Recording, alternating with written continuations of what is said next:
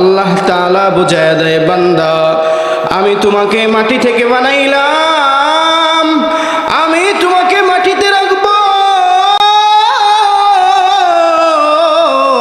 আবার তোমাকে আমি কিন্তু মাটি থেকে আবার তুলবো। বোঝা যায় আল্লাহ রব্বুল আলামিন যাকে বানাইছে তাকে একদিন মরণ দিবেই। আরে গোলাম, ওরে মুরব্বি, আজকে বলি আমার গাড়ি, আমার বাড়ি, আমার জমিন, আজকে আমি আর তুমি আমার বাড়ি, আমার গাড়ি, আমার জমিন বলি। আরে একটাবার নিজেকে প্রশ্ন কইরা দেখো, তুমি যেই বাড়িকে নিজের বাড়ি মনে করো, যে জমিনকে নিজের জমি মনে করো, তুমি যদি আজকে নাই হয়ে যাও, তোমার জমিনের মালিক হয়ে যাবে তোমার সন্তান। আরে তোমাকে যদি প্রশ্ন করি, যেই জমিনের ভিতরে থাকো ওই জমিনটা কার, তুমি কিন্তু উত্তর দিবা ওই জমিনটা হলো আমার বাবার। আমি যদি তোমার বাবাকেও প্রশ্ন করি, ও ভাই এই জমিনটা কার, সে উত্তর দিবে এটা হলো আমার বাবার। আরে ভাই, দুনিয়াতে যেই বাড়িটাকে আমরা নিজের বাড়ি মনে করি, আসলে ওই বাড়িটা কিন্তু আমার বাড়ি না। কারণ আমি নাই হয়ে গেলে ওই বাড়ির মালিক হয়ে যাবে আমার ছেলে, ওইটা আমার বাড়ি না। আল্লাহ তাআলা ডাক দিয়া বলেন, ওরে গোলাম, তোমার জন্য শুধুমাত্র একটা বাড়ি আছে, সেই বাড়িটা হলো তোমার কবর। ওরে মুসলমান, আজকে যে বাড়ি আমার না, ওই বাড়িটা সাজানোর জন্য কত ফিকির, অথচ যে বাড়িটা মূলত আমার কবর, ওই কবর সাজানোর জন্য আমাদের কারো কিন্তু কোনো ফিকির নাই। অথচ আল্লাহ বলেন, কবর যদি তোমার সুন্দর হয়ে যায় তুমি কামিয়াবি, আর সব কিছু সুন্দর হইল কিন্তু কবরটা সুন্দর করতে পারলাম না, তাহলে আমরা কখনো কামিয়াবি হইতে পারবো না। আরে মুমিন, যদি তোমার বাজারে সময় হয়ে যায়, ওই বাজার থেকে তুমি বিদায় নিবা। যদি গাড়ির ভিতরে তোমার সময় হয়ে যায়, ওই গাড়ির ভিতরেই তুমি বিদায় নিয়ে যাইবা। আরে মুমিন, যদি তোমার পানির ভিতরে সময় হয়ে যায়, ওই পানির ভিতরেই তুমি আমি বিদায় নিব। কারণ আমরা যেখানে আমাদের মরণ হবে সেখানে আমাদের মরণ হবে, সেইখানেই আমাদেরকে যাইতে হবে। আরে একটা ঘটনা বারবার মনে পড়া যায়, ইতালি প্রবাসী শাহ আলমের কথা খুব মনে পড়া যায়। আরে ইতালির প্রবাসী শাহ আলম, ঘরের ভিতরে বাবা নাই, মা জীবিত আছে। হঠাৎ করে শাহ আলমের কাছে ফোন আসলো, ফোনের ভিতরে বলে, শাহ আলম তোর মা তো আর নাই। শাহ আলম কাঁদে, চোখের পানি ফালায়া ফালায়া শাহ আলম কাঁদে। আরে প্রবাসীদের কেমন কষ্ট,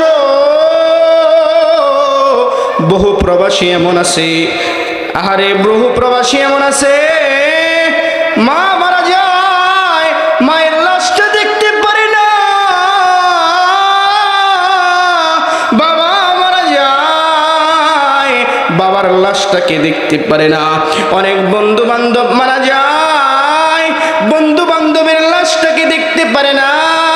আরে ভাই, শাহ আলমের কাছে যখন ফোন আসলো, শাহ আলমকে জানাইলো হইল, হে শাহ আলম তোমার মা তো আর দুনিয়াতে নাই। শাহ আলম কাঁদে কাঁদে, শাহ আলম চোখের পানি ফালা ফালা কাঁদে।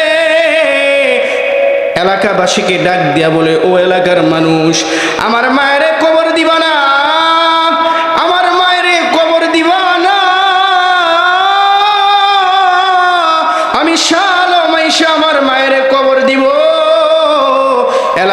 মানুষও ভাবে আরে শাহ আলম তো বিদেশ থেকে বাবা ইন্তেকাল করলো, বাবার একটা বার কবর দিতে পারে নাই, বাবা ইন্তেকাল করেছে বাবার কবরে মাটি দিতে পারে নাই, বাবাকে জানাজার পড়াইতে পারে নাই, মা ইন্তেকাল করলো মায়ের কবর দেওয়া যাবে না, শাহ আলমের মাকে ফ্রিজের ভিতরে রেখে দিল। আরে মা, আল্লাহ তাআলা বলেন দুনিয়াতে সবচাইতে বেশি মোহাব্বত আমি যাকে দিলাম সেটা হলো মা। আরে সন্তান যদি অপরাধ করে এলাকার মানুষ তাড়ায় দেয়, চুরি করলে এলাকার মানুষ তাড়ায় দেয়, বড় ধরনের অপরাধ করলে বাবা বলে তোর মতো সন্তানের আমার দরকার নাই, ভাই বলে তোর মতো ভাইয়ের আমার দরকার নাই, এলাকার মানুষ সবাই তাড়ায় দেয় কিন্তু মা তাড়ায় দেয় না। আরে সন্তান যদি প্রতিবন্ধী হয় এলাকার মানুষ কত কথা বলে, কোন কোন মহিলা এসে বলে আরে তোমার ছেলে তো প্রতিবন্ধী হইল, কোনো কাজই করতে পারবে না, ফালায়া দে তোর সন্তানকে, ফালায়া দে। মা উত্তর দেয় 10 মাস আমার সন্তানকে গর্ভে ধারণ করলাম, সন্তানকে কোনো কষ্ট দেই নাই, নিজে খাইতে পারি না, ঘুমাইতে পারি নাই, ও এলাকার মানুষ আমি আমার সন্তানকে ফলাইতে পারবো না। আরে মা, যখন তুমি শীতের সময় ঘুমাইতা মায়ের ডান পাশে ঘুমাইতা, তুমি প্রস্রাব করে দিতা, মা তোমাকে ডান পাশ থেকে সরাইয়া বাম পাশে শোয়াইতো, তুমি বাম পাশে প্রস্রাব করে দিতা, মা তোমাকে নিজের ভালো জায়গায় শোয়াইতো, তুমি তো বোঝো না সেই জায়গায়ও প্রস্রাব করে দিতা, মা নিজে প্রস্রাবের জায়গায় থাইকা আরে তোমার মায়ের ভিতরে মায়ের কলিজার ভিতরে শোয়াইতো, তুমি আমি বুঝি নাই মায়ের কলিজার ভিতরেও প্রস্রাব করে দিতাম, কিন্তু এরপরেও মা আমাকে তাড়া দেয় না, আমাকে দূরে ফালাইয়া দেয় না, এটাই হলো মা। তো বলতেছিলাম শাহ আলমের মা ইন্তেকাল করেছে, শাহ আলম এলাকার মানুষকে ডাক দিয়া বলে ও এলাকার মানুষ আমার মায়ের কবর দিবা না, আমি শাহ আলম আমার মায়ের কবর দিব। শাহ আলম বিমানের টিকিট কেটে যখন আসলো, বিমানবন্দরে আসলো, কে যাবে শাহ আলমকে আনতে? বলল মামা যাবে, বগ্নিপতি যাবে। যখন এয়ারপোর্টে শাহ আলম নামলো, শাহ আলম নামার পর মামাকে জড়ায় ধইরা কাঁদে,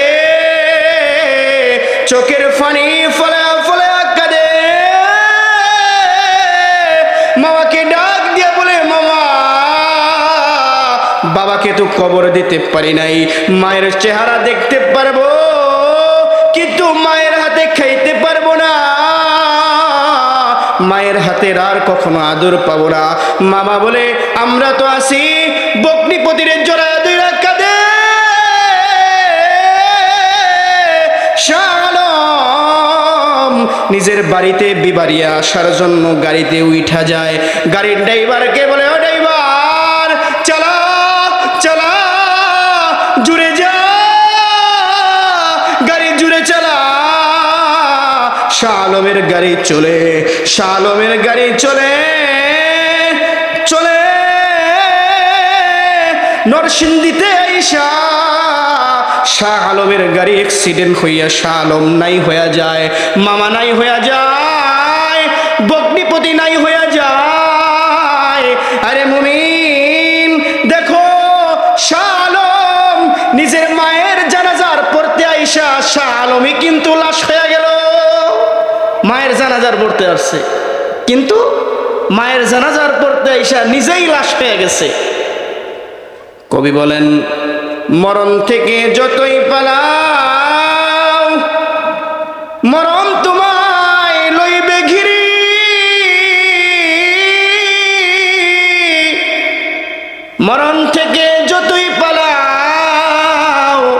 মরণ তোমায় লইবে ঘিরে,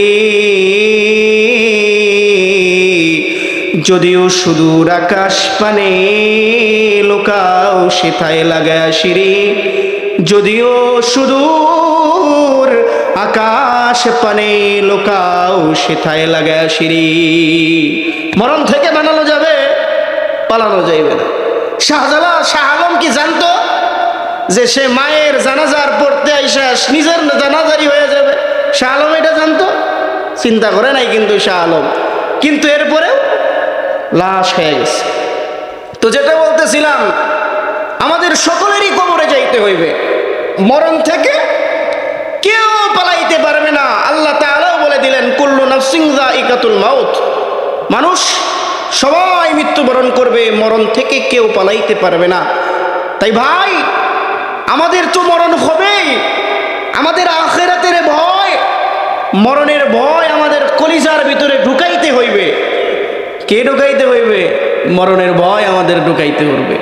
আরে যদি আমাদের মরণের ভয় থাকতো, তাহলে মসজিদের ভিতরে কিন্তু লোক পাওয়া যাইতো। আজকে মসজিদ 2 তলা হয়, 3 তলা হয়। মসজিদ কত সুন্দর হয়, সুন্দর সুন্দর টাইলস হয়। মসজিদ সুন্দর করার পিছনে কত তোমার আমার ফিকির, অথচ যুবকের কিন্তু ওই মরণের ভয় নাই। আমার বাবার মরণের ভয় নাই, আমার মায়ের মরণের ভয় নাই। যদি আমার বাবার মরণের ভয় থাকতো, আমার বাবা মসজিদ সুন্দর করার আগে নিজের কলব সুন্দর কইরা মসজিদে যাইতো। আমার যুবকের যদি ভয় থাকতো, তাহলে যুবক আজান দেওয়ার পরেও ঘরে বসে থাকতে পারতো না। মা আজান শোনার পরেও ঘরে শুয়ে থাকতে পারতো না। আমার মা ঘরের ভিতরে নামাজ পড়তো, যুবক আমার মসজিদে চইলা যাইতো, আমার বাবা মসজিদে চইলা যাইতো। আজকে বাবা মসজিদে যায় না কেন? মসজিদ উন্নতি হচ্ছে, কিন্তু বাবার কলবটা উন্নতি হচ্ছে না কেন? কারণ আমার বাবার আজকে কলবের ভয় নাই, আমার বার আজকে কবরের ভয় নাই, আমার ভাইয়ের আজকে কবরের ভয় নাই। যদি কবরের ভয় থাকতো, তাহলে আমরা মসজিদে যাইতাম না? যাইতাম না? অবশ্যই যাইতাম। আরে তোমার আমার কিন্তু কবরের ভয় নাই, অথচ সাহাবা একরামের কবরের ভয়। নবীর একজন সাহাবা হযরতে আবু বকর কাঁদে। জান্নাতুল বাকির ভিতরে আবু বকর কাঁদে, হাউমাউ করিয়া কবরের সামনে কাঁদে। সাহাবা একরাম তার কান্নার আওয়াজ শুইনা নিজেদের ঘুম ভাঙিয়া যায়। আরে জান্নাতের বাকির ভিতরে চলে যায় দেখার জন্য কে কাঁদে। হাউমাউ করিয়া কে কাঁদে? সাহাবা একরাম যায় দেখে, এটা তো নবীর পরে যার সম্মানের স্থান আবু বকর, ওই আবু বকর কাঁদে। আবু বকরকে সাহাবা একরাম প্রশ্ন করে, সাহাবা একরাম আবু বকরকে বলে, আবু বকর আপনি তো জান্নাতি মানুষ, কিন্তু এরপরেও আপনি এমন খুইরা কাঁদেন কেন? আবু বকর উত্তর দেয়, ও সাহাবা, আমি জানি না আমার খবর আমার সাথে কি ব্যবহার করবে। আরে জান্নাতি মানুষ, কিন্তু এরপরেও কি বলে? আমি জানি না কবর আমার সাথে কি ব্যবহার করবে, আমি জানি না। অথচ আল্লাহ ঘোষণা করে দিলেন, আবু বকর ফিল জান্নাহ, আবু বকর জান্নাতে।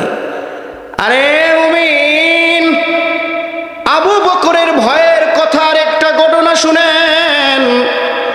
আবু বকরকে নবী যখন জান্নাতের সুসংবাদ দিল, আবু বকরকে বলল, এ আবু বকর, তুমি জান্নাতি হয়ে যাইবা,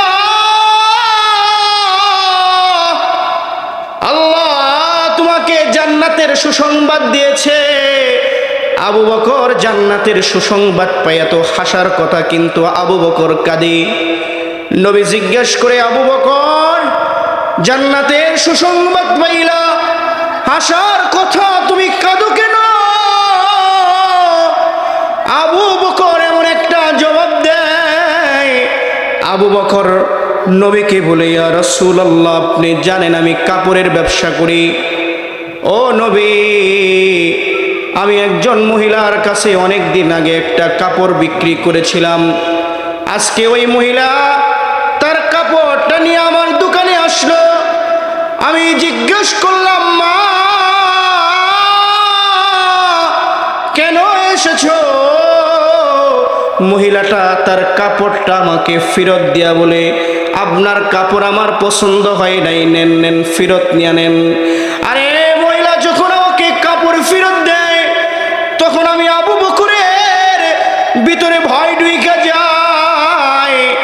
আরে মহিলা অনেক দিন আগে কাপড় কিনেছিল, আজকে ফেরত দেওয়ার সময় বলল, এই যে কাপড় নিয়ে নেন, এই কাপড় আমার পছন্দ হয় নাই। ওই কাল হাসরের ময়দানে আল্লাহ যদি আমাকে জান্নাত দিয়া দেয়, জান্নাত দেওয়ার পর যদি আমাকে আল্লাহ জিজ্ঞাসা করে, এ আবু বকর তুমি আমল করেছো ঠিক আছে, তুমি রোজা রেখেছো জান্নাতের আশায়, নামাজ পড়েছো জান্নাতের আশায়, সদকা তুমি দিয়েছো জান্নাতের আশায়, ওরে আবু বকর তুমি নামাজ পড়েছো, সদকা করেছো, যাকাত দিয়েছো, সব কিছু করেছো জান্নাতের আশায়, কিন্তু তোমার নামাজ আমার কাছে পছন্দ হয় নাই, তোমার যাকাত আমার কাছে পছন্দ হয় নাই, তোমার সদকা আমার কাছে পছন্দ হয় নাই। যদি আল্লাহ আমাকে বলে, এই যে নাও তোমার আমল তুমি নাও, আর আমার জান্নাত তুমি আমারে দিয়া দাও, তখন আমি আমার আবু বকরের কি অবস্থা হবে? আরে কি চিন্তা, চিন্তা কি করতেছে? আরে আমি যে ইবাদত করলাম, আল্লাহ যদি আমাকে হঠাৎ করে বলে যে আবু বকর তুমি যে ইবাদতটা করছো, ইবাদত করছো ঠিক আছে, কিন্তু তোমার ইবাদত